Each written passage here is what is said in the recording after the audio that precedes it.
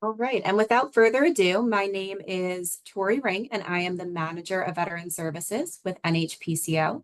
This webinar is Dementia Series Part 2, Supporting Caregivers of Veterans with Dementia at End of Life. The recording of Part 1 of this series is available on the We Honor Veterans site in the resource library. I'm sure many of you were with us for Part 1 and are eagerly awaiting Part 2, which I have also been very excited for. So this webinar will run for about 1 hour from 3 p.m. to 4 p.m. Eastern Time. The webinar is being recorded and the recording will be posted on the We Honor Veterans site by next week, and we will be sure to send information about that out to you via our news briefs and other means. We're also going to have some time for question and after following the presentation. If you have any questions that come up during the chat, we ask that you use the question and answer function, as this allows us to keep track of the questions throughout the call and make sure that we're able to answer every single question that comes through. And with that, I am very, very excited to introduce our presenters. We have Nicholas Kafakos, Dr. Judy Howe, and Eugenia Deriska joining us today. Nicholas is a licensed clinical social worker and the senior education specialist at the VA Geriatric Research Education and Clinical Center. He serves as the Dementia Care Coordinator and provides educational programs for VA staff in VISN 2 and caregivers across the nation. Dr. Judith Ho is a professor in the Brookdale Department of Geriatrics and Palliative Medicine at the Icahn School of Medicine at Mount Sinai, and she is an Associate Director of Education and Evaluation and the Deputy Director of VISN 2, Geriatrics Research, Education, and Clinical Center at the Bronx VA Medical Center. And Eugenia Deriska is a project coordinator at the VA Geriatric Scholars Program Virtual Learning Community at the Bronx VA, and she comes to us with a wealth of experience coordinating geriatric education programs at the Geriatric Research, Education, and Clinical Center. In addition to her role as the coordinator of the Consortium of New York Geriatric Education Centers, and earlier in her career with the Alzheimer's Association, their New York City chapter. So without further ado, I'm excited to hand it over to our presenters who are going to lead us in this conversation today. Thank you so much, Tori. It's an honor to be here. Thank you all for coming today to share this space where we're going to be talking about caring for veterans with dementia at end of life. Very stressful, very tough. I know all of you are, feeling that. We really see the research meeting the practice right now. We've been told by researchers that veterans are getting older, more veterans are having dementia, and now I think we're really seeing it. And so it's wonderful to share this space, and I'm going to pass the microphone to a wonderful leader in the field of geriatrics, Dr. Judy Howe, a legend of the field. It's such an honor to have her with us, and this is really a testament to her vision, to be a visionary years ago, to see that this was an issue that we needed to address. And so Judy's going to open up by just sharing the overall context of what we've been doing here at the Geriatric Research Center. And Karuna, if you could change it to the next slide, and then Judy can give us an overview of the overall project. Hi, everybody. Well, first, that is a bit of an overstatement that I'm a visionary, but thank you, Nick, for those kind words. I should note that on June 30th, I actually retired from the GREC, so I'm no longer there and the associate director and deputy director. But of course, I'm still committed to all of the work that we undertook there. So the Rural Interdisciplinary Team Training Program, affectionately known as RIT, started as a pilot in 2011. We were asked to develop a program that could be tested to see if we could provide team-based workshops to rural providers in a team-based setting. And so we did roll it out on an experimental basis and tweaked it. And now many years later, and it's been around now for 14 years. We've trained well over 2,000 providers from a variety of disciplines, about half from the fields of nursing, advanced practice nursing, registered nurses, and so on. Physicians, psychologists, OT, PT, the list, social workers, the list goes on and on. And we have been in a number of all VISNs, actually, all VISNs in the VA. And we have been in 35 states and many different medical centers, I think over 200 at this point. So I would say that it's really, has some traction. During the pandemic, we pivoted from face-to-face training to virtual training, and now the RIT program has generally been condensed to 4 hours from a full day. We now offer it to home-based primary care teams, to HUD-VASH teams, and we've just expanded the reach of our team-based training. The overall aim of the RIT program is to provide team members with the knowledge and skills to identify the red flags of geriatric syndromes and problems facing older veterans and their caregivers and family members. So in the workshop, we just describe common geriatric syndromes such as visual impairment, delirium, depression, medication management, to name a few. We also demonstrate various tools to assess changes in cognitive function. And we also, as I said, demonstrate the slums, which is on CPRS, and the mini-cog. We have some team-based exercises as well. And Eugenia is the coordinator of that program, who will be presenting as well today. The RIT program is part of the larger Geriatric Scholars Program, which is based at the West LA GREC.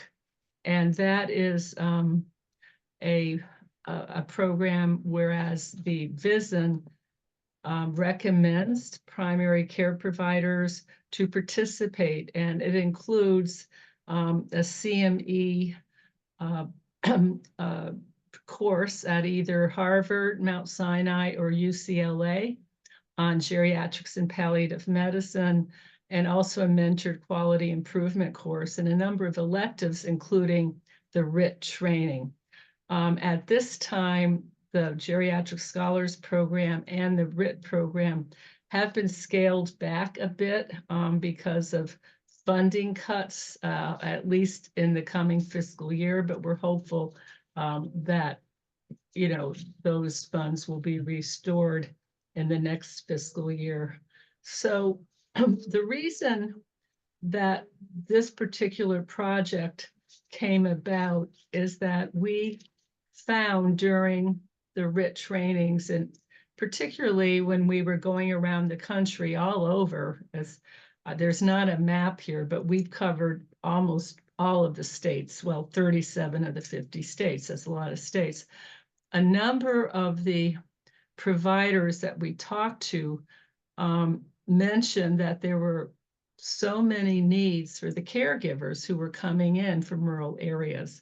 The rural areas being very isolated with very few formal supports by and large, and just a lot of strain on those caregivers who are experiencing a lot of burnout.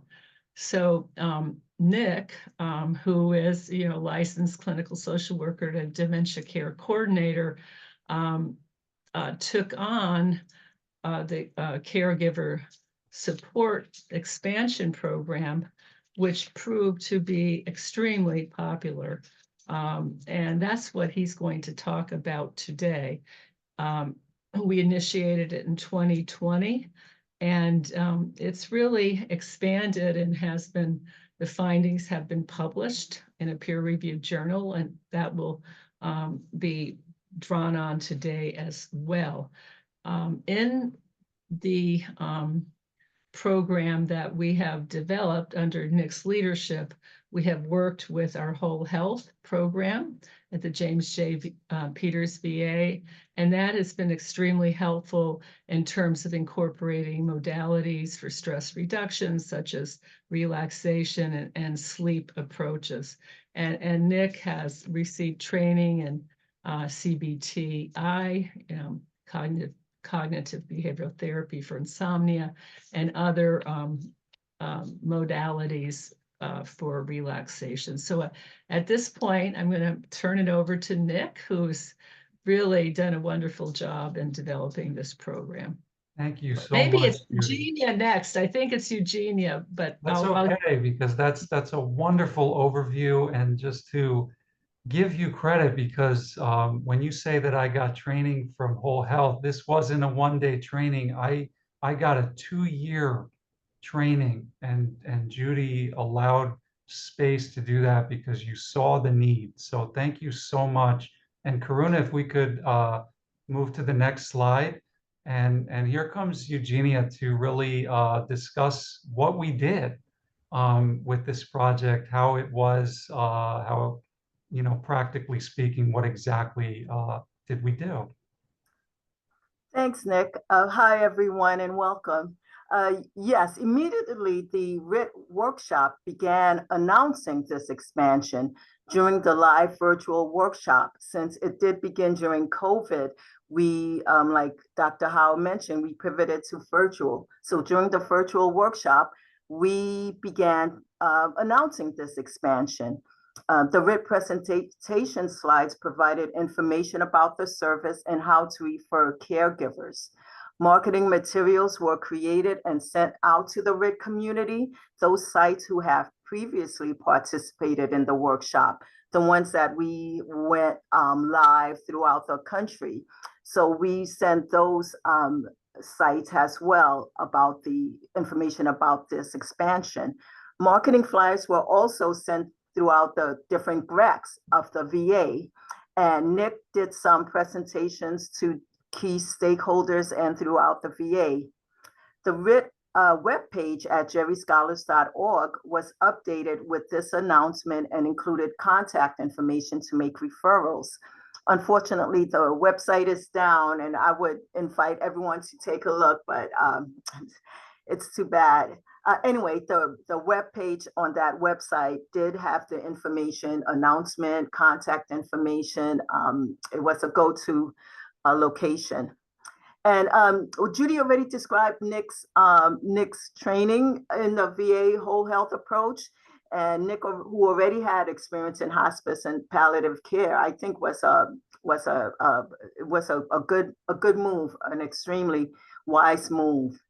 Once referrals were received, Nick contacted the caregiver via telephone. This initial call to the caregiver was to go over the program, consent to be enrolled in the program was to be obtained, and a comprehensive assessment took place.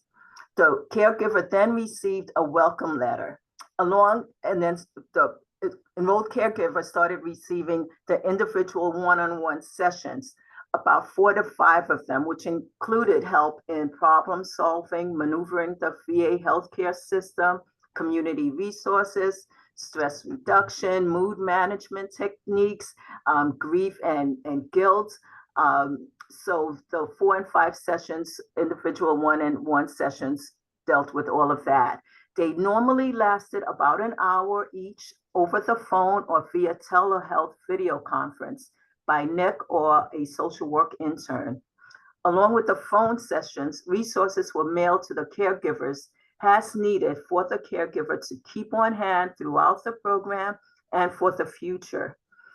Resources we collected, ordered, and mailed to caregivers consisted of handouts from the VA Caregiver Support Program, National Institute of Aging, Alzheimer's Association, Caring Kind New York City, Alzheimer's Foundation of America, and AARP, as well as books and other printed resources vetted by Nick and the RIT program team. Books on caregiving by caregivers, journals, appointment planners, activity books for caregiver relaxation or shared activity between the caregiver and the veteran with dementia. The session period would last 2 to 3 months, and if the caregiver needed additional sessions, that might also have been provided. In year 2, the program added another format to the expansion, monthly webinars. Given staffing constraints and the need, virtual need, this format was deemed a more realistic modality to disseminate nationally. Before the webinars, which we titled Stress Reduction for Caregivers, marketing flyers were distributed to VA staff who could share information with caregivers they thought may benefit. Referred caregivers were also invited to join these monthly webinars. Nick conducted 5 group webinar sessions focused on stress reduction, self-care, and other tools where he learned from the whole health training. Each webinar was an hour long, no pre-registration or referrals needed. The caregivers who participated in the monthly webinars were also given the opportunity to receive the books and educational materials.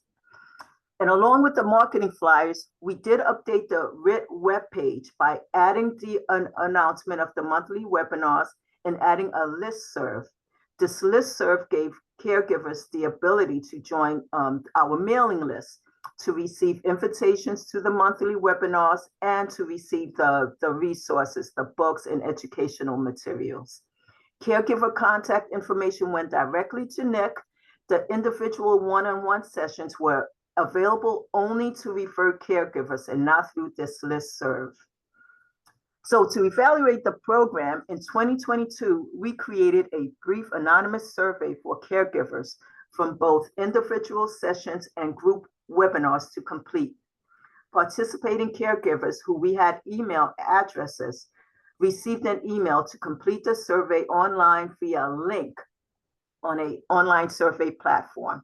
The survey assessed caregivers' satisfaction with the intervention and delivery method, areas for improvement, and allowed for open-ended feedback. The survey was comprised of 3 parts to be completed based on the delivery method of the program the caregiver participated in. The first part was for caregivers who completed the individual one-on-one sessions. The second part was for caregivers who participated in the group webinars. The third part was for caregivers who participated in both individual sessions and attended the webinars. The online survey remained available for 4 weeks. Halfway through that time, Nick sent a reminder email to caregivers to complete the survey.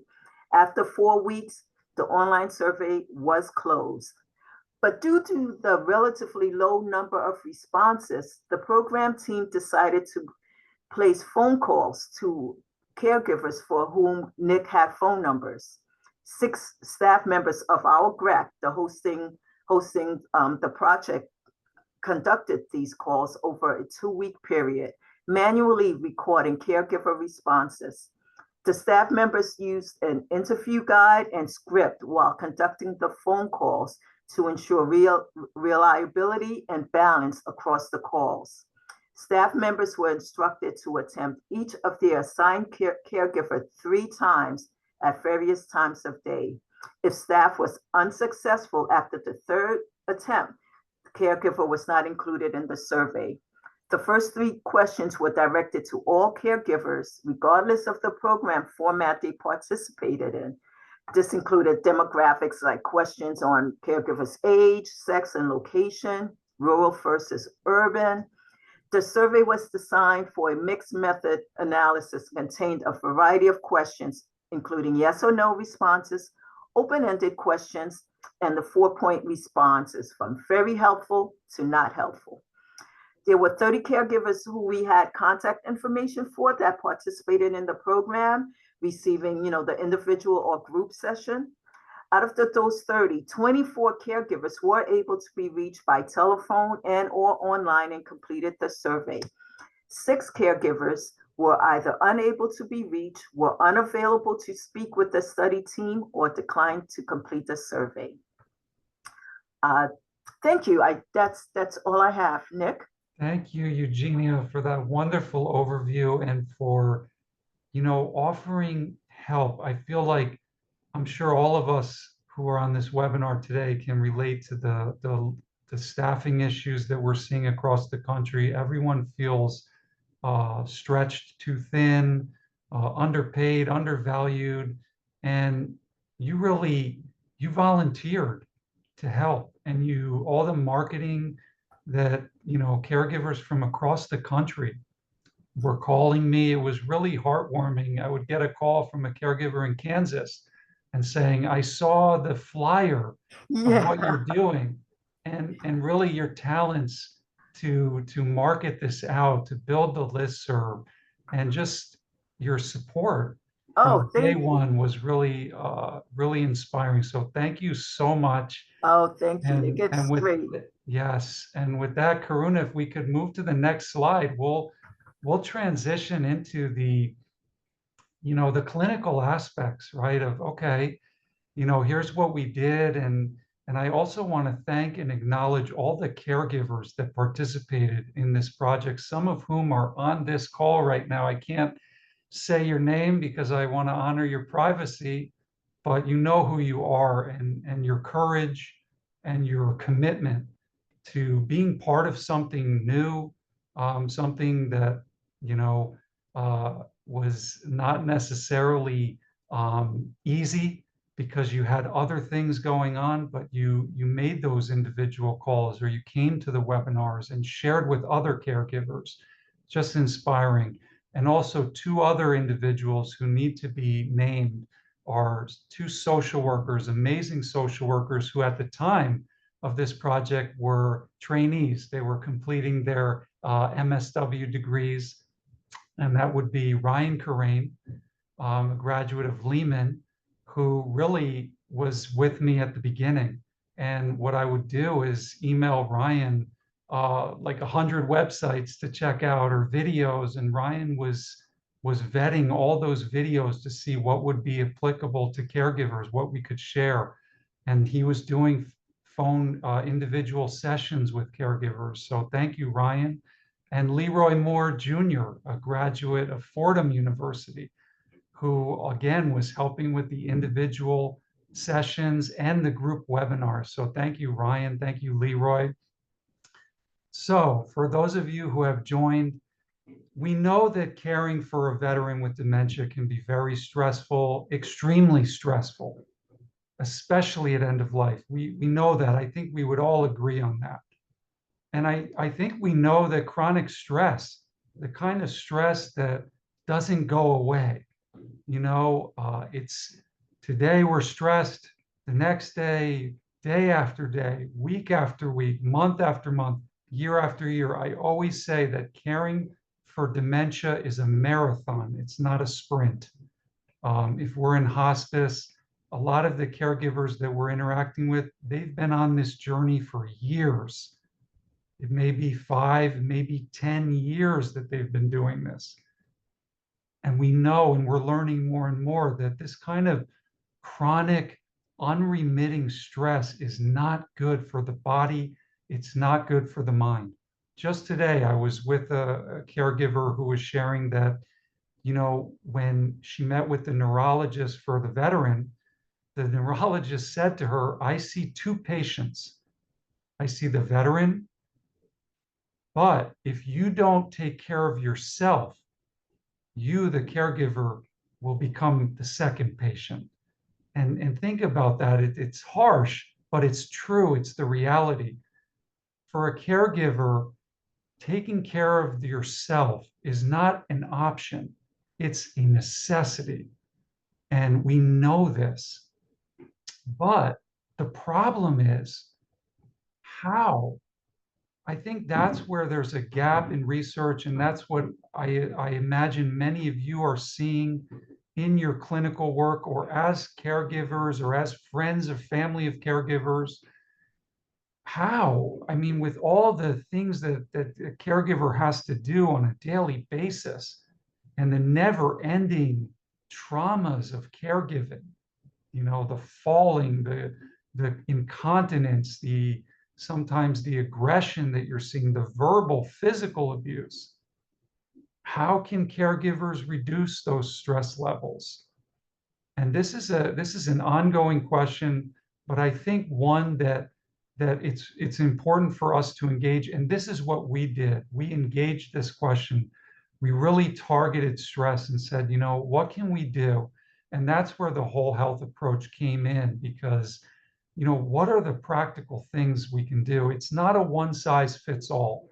Yoga might be helpful to reduce stress, but maybe not for all caregivers. We need to really honor the unique experience of each caregiver, the diversity, the different backgrounds, and really explore together with them. Give them that space to identify this as an issue, the stress, and to explore with them together in an open, non-judgmental way. What are the ways that we can work together to possibly reduce that stress level today? Whole health is about mindfulness, and mindfulness is about today, not yesterday, not tomorrow, today, one day at a time. So, Karuna, if we could pass to the next slide. I believe, and what I've learned from this experience is that really at the core, first step is recognizing feelings. I believe that feelings are at the heart of who we are. We know that from our language. We identify with our feelings. How am I feeling today? I am feeling lonely. I am angry. We identify. It's a core. And I have said, and I have heard from caregivers across the country that caregiving for a veteran with dementia is like an emotional roller coaster. And it's not all bad. There are times of joy, there are times of laughter, but there are also times of tremendous loneliness, feeling like you're on an island, like there's nobody who understands what you're going through, who hears and gets it. This loneliness, the anger, the bitterness, the rage at having your life defined by this role that a lot of the caregivers will tell me, I didn't sign up for this. I know, of course, rationally that this is a possibility when I got married 50 years ago, or that when my mom or my dad would get older, but it's different when it actually happens. And you feel like your life is just taken away from you. And there's a lot of anger there. There's a lot of resentment. There can be. We don't want to overgeneralize and stereotype, but the reality is that I think what you may be experiencing when you're working with caregivers is you may be seeing a lot of anger there. It can also be directed at the VA, the feeling of, why isn't the VA helping? Why am I only getting, 4 hours of a home health aide when I obviously need more? Or in rural areas, I'm not getting any help. It's a tremendous burden. There can be anger and there can be guilt. There is a tremendous responsibility that caregivers take onto themselves when they do this. And it's like you're living for another person. You have to think for that other person. You have to feel for that other person. And there's a constant internal struggle of, did I do the right thing here? Should I have done that? And the guilt that can come into the mind and the heart of a caregiver is very devastating. Sadness, fear, what is going to happen? I mentioned falling. It's like you're just waiting for the next crisis, the accident, the bowel, bladder, the fear of them dying. traumatic death, being in the hospital. There's a lot of emotions. And the last one I put is the exhaustion. How many times have you heard a caregiver, or if you are the caregiver, how many times have you said, I just can't take this anymore. I'm done. I'm exhausted. I have nothing left in the tank. So the whole health approach to me and reducing stress starts with an awareness of these feelings, an acknowledgement of these feelings. There's a power in naming these feelings. And we as clinicians, to hold that space and to be with the caregiver with these feelings and allow them space to express these feelings without judging them, without minimizing them, without trying to steer them away by saying, well, look on the bright side, at least you had years with the veteran where they were healthy. No, that doesn't help. We want to stay with these feelings and give space to openly acknowledge how painful they are. And that's really the start, I believe, of how we can help reduce the stress and the strain. Next slide, please. And with that, I really advocate for regular assessment of stress levels. I think in the hospice and palliative care world, we've made tremendous strides with assessing pain levels. It's standard practice. And even outside of hospice and palliative care now, in primary care, we're seeing standard assessments of pain levels on a scale of 1 to 10. What is your pain? I advocate for having those kind of assessments with our caregivers with stress, because I believe that stress is emotional pain. Not all pain is physical. A caregiver may feel good physically, but emotionally, as we were saying, the stress and the strain of the loneliness, the despair, the grief, so when you're meeting with a caregiver, checking in, how's your stress level today? Are you feeling stressed? On a scale of 1 to 10, what would you rate that stress level to see where it's at? And that can also help with evaluating and seeing, where are we going with this? Are we helping to reduce the stress, but also honoring that stress level can change. Today it can be at a 2. And as I said, the veteran could have a sudden change of mental status and it goes into a 9 or a 10. So we really need to honor the day-to-day element of this. But another thing that I've found very helpful is to write down those stressors. And we can facilitate that process. We can say, let's sit down, or you can be on the phone. Grab a piece of paper and a pen and write down all the things that are stressing you out right now. From the most dreadful stressor of, I fell and broke my ankle, to a mosquito just bit me. Whatever is on your mind, whatever is stressing you out, let's get what's inside outside. That can be the beginning of a therapeutic intervention, and writing it down. And then the next step to that is highlighting the top stressor. What is the one thing that's really stressing you the most right now? And this is an intervention or a skill, I would say, called prioritization, a very helpful skill, because what happens is when you're caring for a veteran with dementia, there's so many things coming at you at once. It's overwhelming. And to take that stress list, which is overwhelming, the 20 things stressing you out, and to target the top priority, the one above the others, the core of it, that can be very helpful. It helps to focus the energy and say, like, this is the one that I really want to focus on. And also for us as clinicians, okay, this gives me a good idea of how I can be helpful to help assist you, facilitate in any way the process of identifying and targeting ways to help feel relief from this top stressor. So if we move to the next slide, we'll see an actual example of a caregiver which I've de-identified, but to protect privacy. But this is an actual stress list. It gives an idea. This was a spouse of a veteran, male veteran. So this is her husband of many years. managing all the finances now. And this can happen in hospice. The financial burden of doing the tax, doing everything financially. I don't know what to do. I never had to do all this. I'm all alone. My life partner, there's no intimacy. I just feel so alone.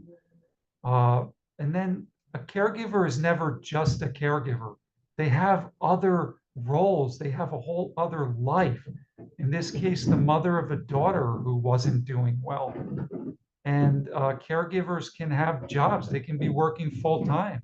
They can have other responsibilities. Also, the accidents of Bell, I'm sure many of you are seeing this.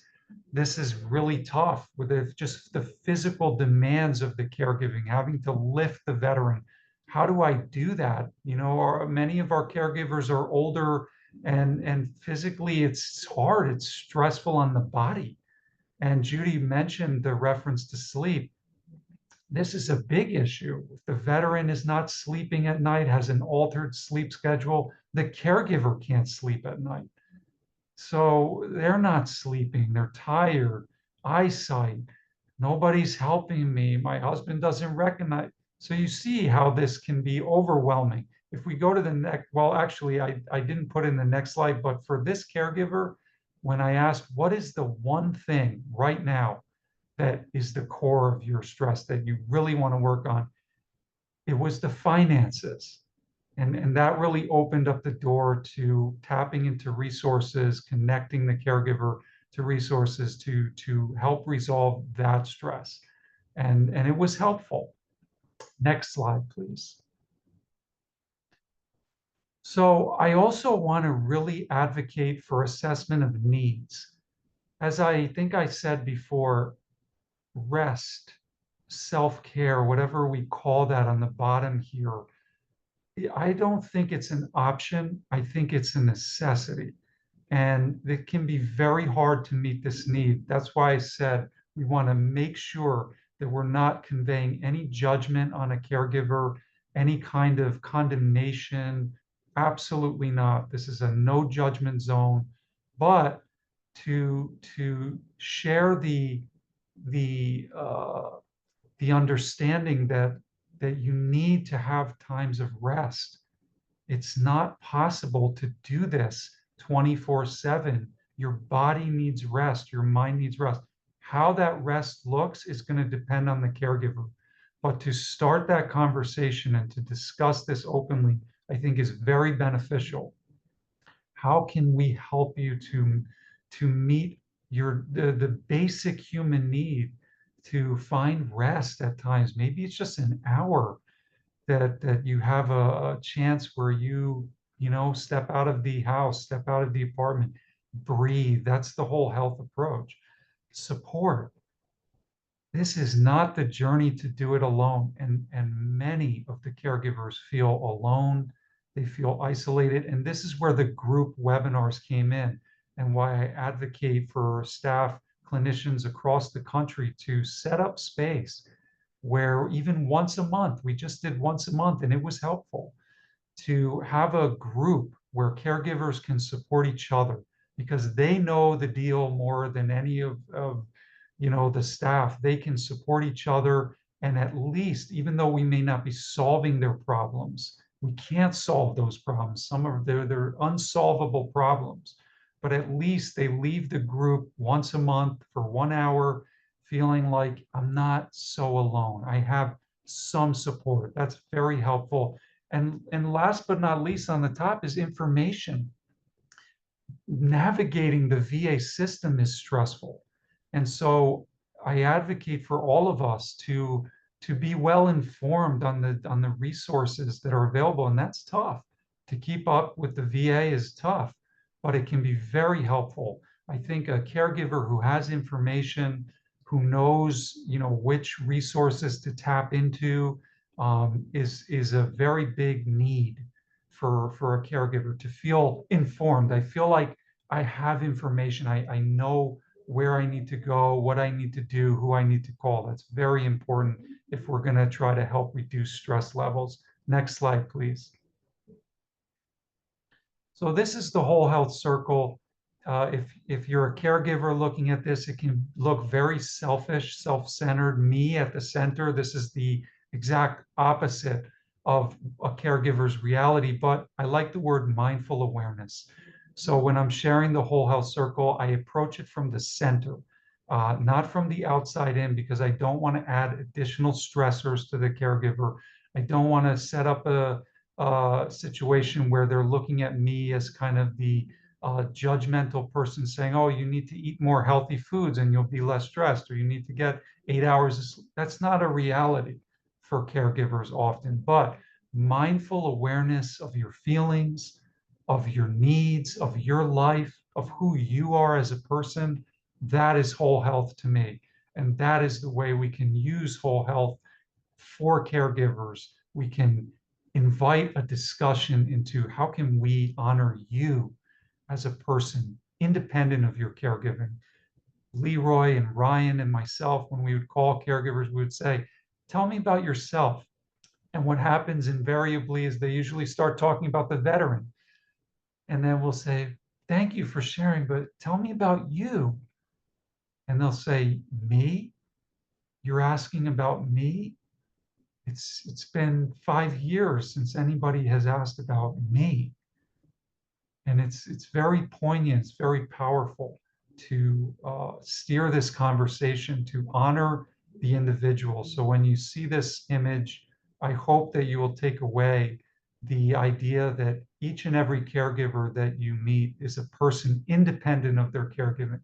They have a whole life, they have a whole self, that we can meet them in that space. And it's very therapeutic for them to have that space where they can share about who they are, independent of their caregiving. Next slide, please.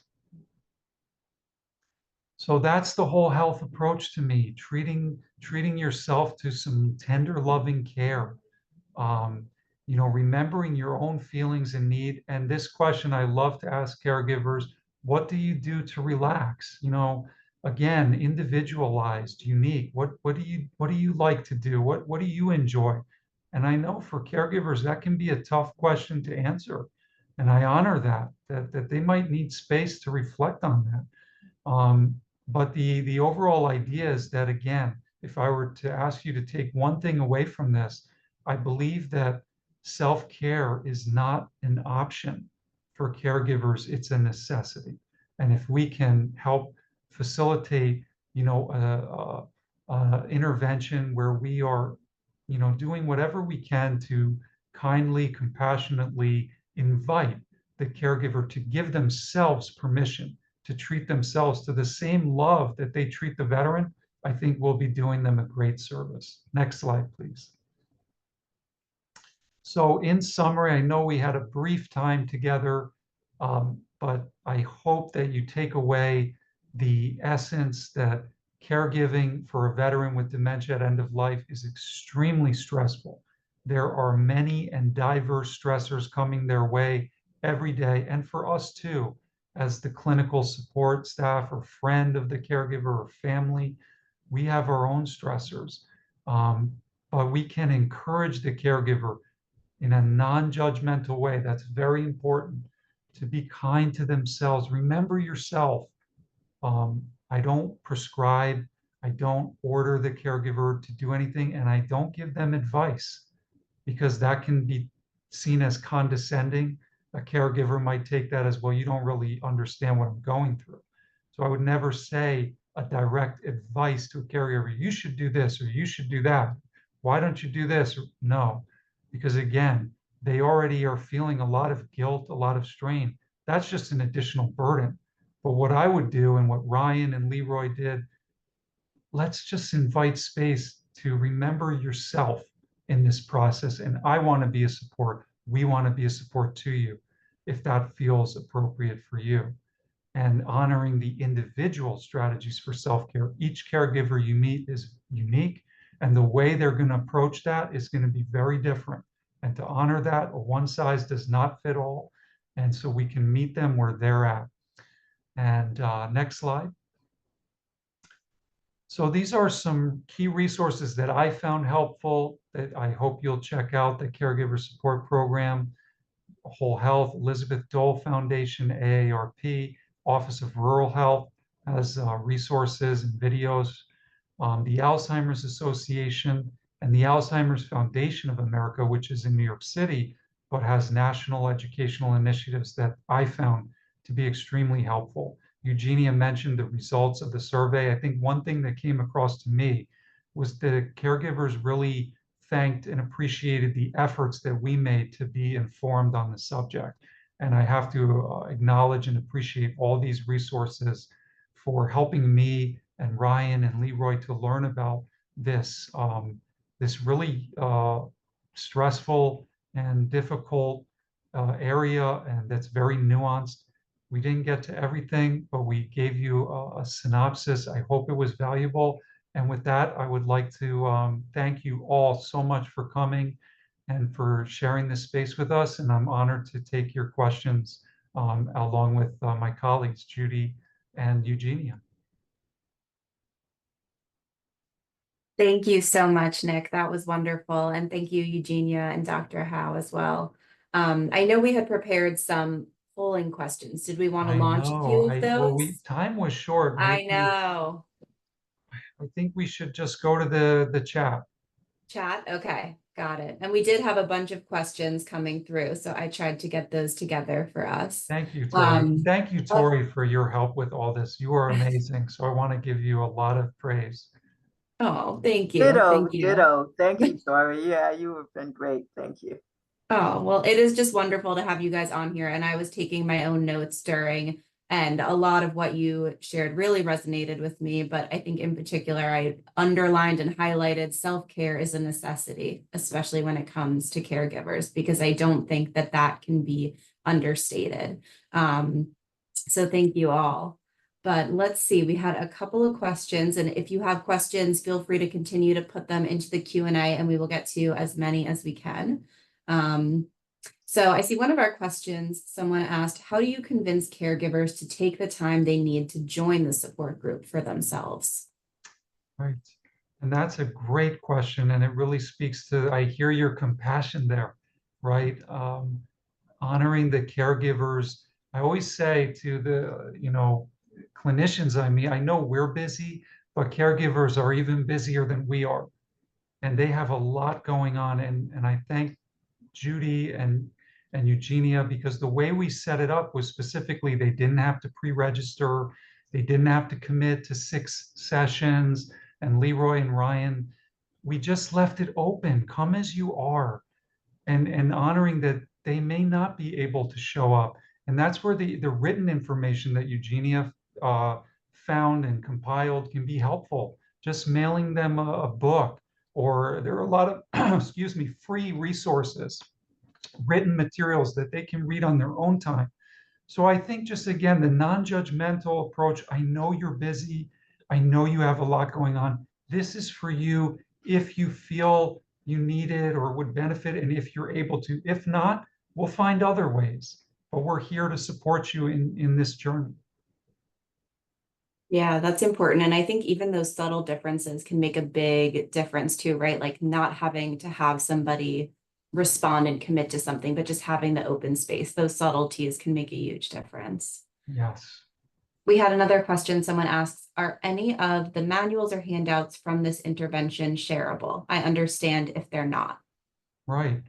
I would love to. We really compiled a lot of resources. So I put my email on the slides, which I imagine you'll be receiving as a participant, and feel free to email me and I will send you some of our key resources, materials that we use. The Whole Health webpage has tremendous written materials, the caregiver support program. So there is a lot available and accessible, and we found even available through like the NIH, NIA. They have booklets, and Tori, your organization, I'm sure, is a wonderful resource. So there's a lot out there.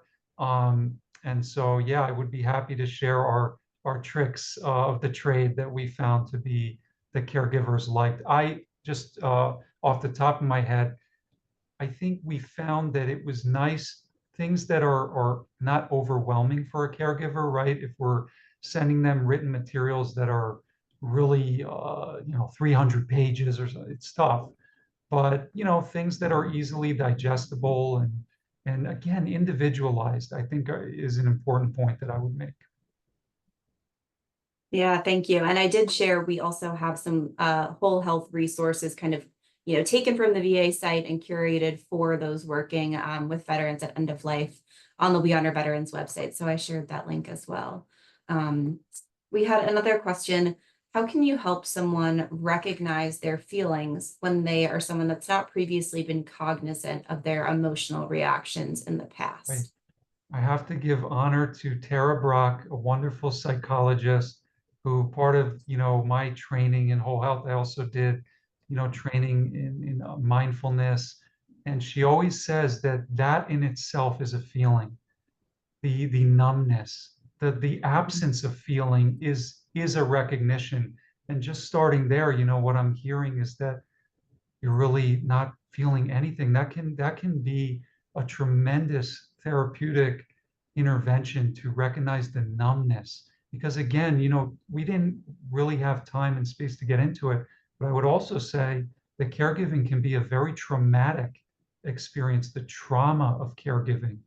And we know that when we experience traumas, we can shut off as a survival mechanism our feelings. We can turn that off as a way to survive, to continue. And so when you are with a caregiver and they're not there, they're not able to recognize a feeling, that in itself is a recognition that we can start there. And even again, learning and informing ourselves about trauma and the trauma of caregiving and how numbness and can be there, and the caregiver will really appreciate that, for us to recognize how difficult this is and to name that this is a traumatic experience.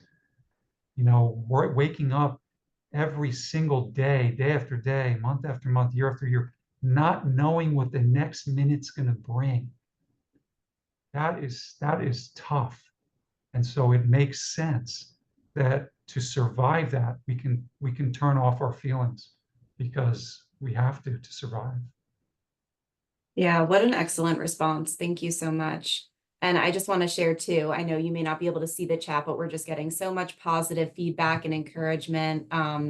Elizabeth shares the thoughtfulness and compassion for caregivers really came through in this presentation. Thank you so much. And that's been echoed through a lot of the chat comments. So I just want to make sure you're all aware of that.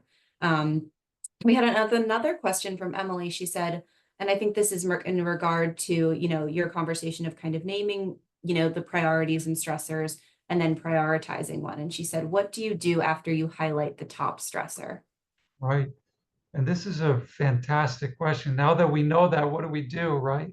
And I always appreciated the whole health approach because the acknowledgement, the awareness in itself, from a mindfulness perspective, is a massive step.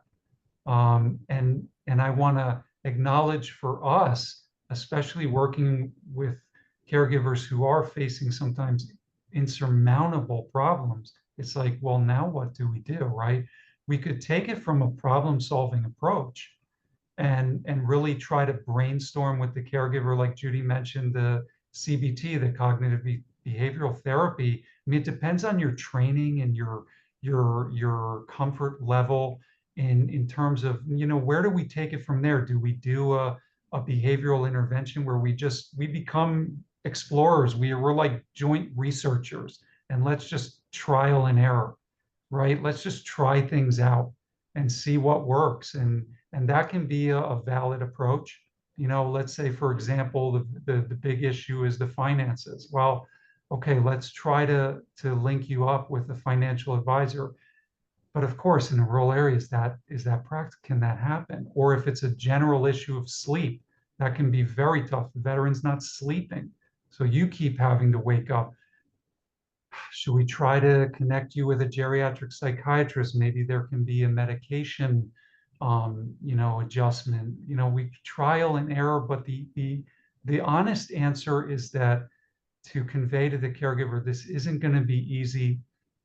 We don't have a magic solution, but I'm here with you to convey that. And I don't have all the answers, but from the whole health approach, I want to acknowledge and honor your ability to adapt, to be resilient. That's at the center of whole health, resiliency. And look at what you've come through already. And so I believe that, you're resilient, you're adaptive, you're gonna, even if this doesn't get better, I trust that you'll be able to get through this, but I'm here with you. I think if we convey that, we'll be doing a great service. But the honest answer is that it's tough. There are no easy solutions. It's a really tough thing, which is why a lot of staff say, I don't even like, these diagnosing people with dementia, because it's like, well, what do we do from there, right? It's very disempowering, but the most thing we can do for a caregiver is empower them. We never want to convey the message, there's nothing you can do. I'm sorry, and there's nothing I can do. I think if we convey the message that there are things we can do, we can try things, we can test things, and it may not work, but let's try it together. Let's explore. What I have found, and Dr. Howe and Eugenia, is that that's helpful. They feel supported in that, and that's the most we can do. At the end of the day, they feel like somebody has got my back, and I feel supported in this. I don't feel so alone.